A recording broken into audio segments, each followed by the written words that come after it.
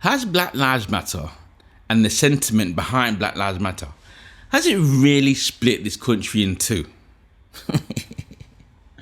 You're crazy. Am I? Yes. Am I? Yes. Am I?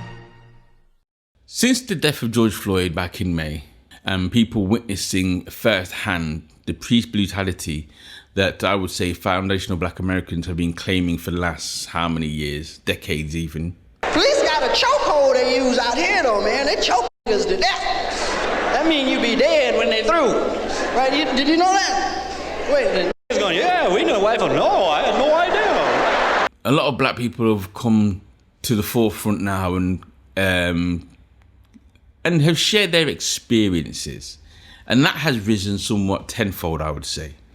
What I've kind of observed, or what I've noticed now, that in the last, say, month, it's now Christmas now, in the last, say, month, November, December, you're tending to see a lot of people now thinking or expressing this opinion that, you know, okay then, you've had your piece, you've said what you had to say, yes, George Floyd died, but get over it, it's over and done with now. You know what I mean? Allow all this Black Lives Matter, I've had enough of hearing it. Oh man, I'm just watching it and I'm getting so fucking angry. I can only say that comes from the notion that normally when you have a story about racial tension in this country or anything to do, or just any kind of story in general, to be honest with you, it normally has a news cycle of, if it's not 24 hours in like social media, it might be a week, might be 2 weeks in mainstream media, depending on who's involved and so forth and so on. And then it's status quo and back to the same old, and it's over and done with.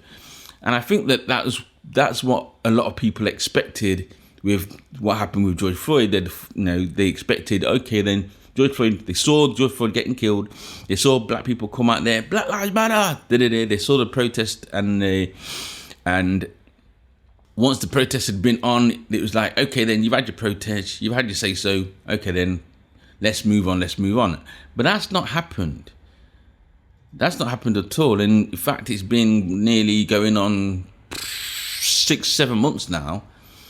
You know what I mean? And you're still having people kneeling on the football pitch. At Formula One, Hamilton kneeling and other drivers in support of Black Lives Matter are still showing, you know what I mean? Until something is, let's say, until something tangible has been done or shown by government policies that we are going to do something specifically, you know what I mean? I think this is going to always continue to maintain somewhat. Yeah, you know what I mean? And I say that loosely. Right. But anyway, why do people think that it's split in the country, yeah? And one of the things I think that why people argue that it is split in the country is because up until, I would say, George Floyd's murder, and I've said this before, prior to that, what you find is you had Black people were the default position for Black people was to bury their head in the sand or turn the other cheek. Good book says turn the other cheek. Your daddy was a preacher, you should know that. And by turning the other cheek or burying their head in the sand about it, yeah, what you find is that when they had experienced racism, and it might at least be something small, it might be something minor, but when they had experienced it, because they never said nothing, the person that was putting it out there didn't think nothing of it or accepted it as to be normal or didn't think there was anything wrong with it, so to speak. Do you think then it's something that's getting worse? It's not getting worse, but because we didn't hear it, we thought it was getting better. And I kind of think of it like, let's say, for example, you and your partner are living together and your partner doesn't put down the toilet seat. And even though it bothered the hell out of you, if you don't say nothing to your partner about putting down the toilet seat, yeah, right, they ain't gonna know no better because it's something that they never thought about.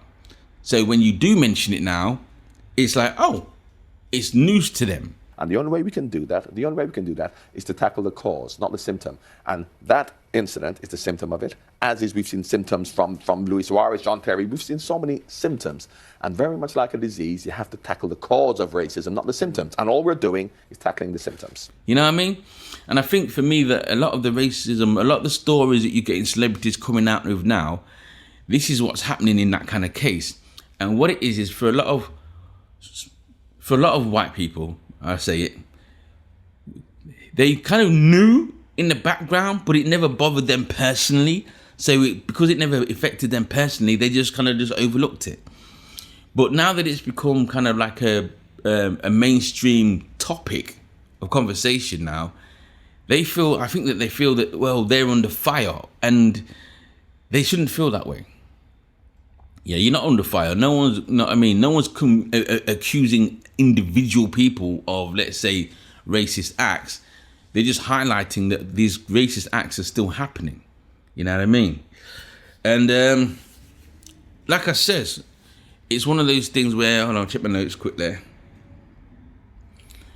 Because it's unusual or rare for white people to hear black people standing up for themselves or sticking up for themselves or even just telling their own stories, you know what I mean? To them, it's like, huh? Well, why didn't you say something before? Why not leave it till now? Why leave it till now, should I say? Or, no. And one of those reasons is because you'll find that most black people, yeah, especially those that live like outside of a major city, you'll find that they are what I would call the only black kid in class, right? And again, it's a matter of, not rocking the boat. Yeah, it's a matter of, well, you know what, I could say this, but I don't want to be seen as a troublemaker, right? Or I don't want to, cause conflict, because I've experienced it myself. And I've seen other people, I've heard other people saying the same thing where, let's say that you work in a factory or you work in an environment and you're like, say there's only 2 black people in there, but there's like 25, 30 other white companions or white counterparts, should I say. And one white person might say something racist, or 2 white people might say something racist towards you. You kick up a fuss about it, or you challenge them, and what you'll find is that out of the rest of the white people that are there, they will ask you to calm down rather than challenge the white person that was being racist. You know what I mean? So, and because of that now, over many, many, many years, a lot of black people just think that, you know what, it's not worth the hassle. Right, yes, that person was being racist towards me, but it's not worth the hassle, so I'm not going to bother saying nothing about it. I'm just going to carry on and kick on. You know what I mean? Which, again, for me, doesn't solve the problem of racism in this country, because at the end of the day, the person that was putting it out there, because they've not really received any backlash or they've not received any kind of, I won't say punishment, but any kind of penalty, that's a better word, for their actions, yeah, they just see it as, well, normal, and they can continue, you know what I mean? Which is a sad thing. Because I think that black people should be able to speak their experiences and not get ridiculed for it or get persecuted for it. Now, while there's some black people that have kind of like exaggerated and gone beyond, taking it one step too far, and so yeah, they are. Everyone's gonna have their kind of like media attention seeker kind of people, but I don't think that should, because 1 or 2 individuals have done that, I don't think that people should be able to just dismiss every other black person's plight. You know what I mean? Because at the end of the day, one of the things that I kind of like think about is that, well, people will argue that in this country, racism is not as bad as it is in America. You know what I mean? Because what you'll find is that racism in America is blatant. You know what I mean? You'll have your Karen out there, you know what I mean, and your Zaddy or whatever they call them, out there with their guns blazing, and they'll be in some big hoo-ha in the middle of the street, shouting N-words and all kind of profanities at people. And it's being caught on camera. It's okay, we're calling the cops on you because you're disturbing everyone in here. But the law says I can't kill the. You know what I mean? But compared to England, England's not like that. I see England's racism more like the comedy, where it's based on wit, yeah, and language. So, for example, you know what I mean? if you're watching American Pie, you know, they get their laughs from seeing someone jump off the roof or, you know, actually physically sticking his... Drew? It's not what it looks like. Or someone, you know, doing something physical that you can see, oh, that's funny.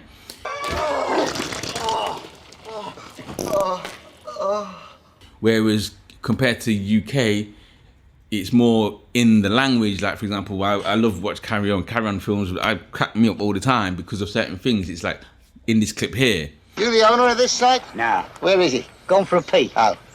Here he comes now.